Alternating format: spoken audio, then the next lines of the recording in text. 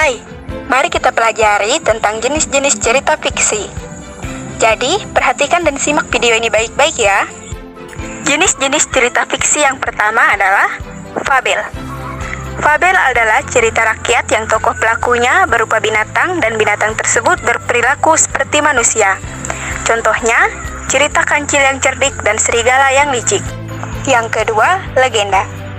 Legenda adalah sebuah cerita yang berisi tentang asal-usul terjadinya suatu tempat. Contohnya, asal-usul Danau Toba, terbentuknya Tangkuban Perahu, dan asal-usul Banyuwangi. Mite. Mite adalah cerita yang berisi mengenai dewa-dewi atau cerita yang sifatnya sakral dan penuh mistis. Contoh dari mite ini adalah kisah Nyi Roro Kidul, Dewi Sri, Igakat, Sang Bima, dan lain-lainnya. Lalu ada sage. Sage merupakan sebuah cerita yang isinya mengandung unsur sejarah. Contohnya adalah Damar Wulan, Ciung Wanara, dan Roro Jonggrang. Lalu selanjutnya akan dijelaskan oleh teman saya Mikse. Yang kelima, epos. Epos adalah cerita kepahlawanan. Contohnya Ramayana dan Mahabharata. Yang keenam, cerita jenaka. Cerita jenaka adalah menceritakan sesuatu yang lucu.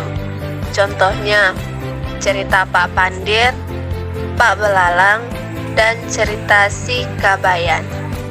Dongeng. Dongeng adalah cerita yang tidak benar-benar terjadi. Contohnya seperti dongeng Cinderella.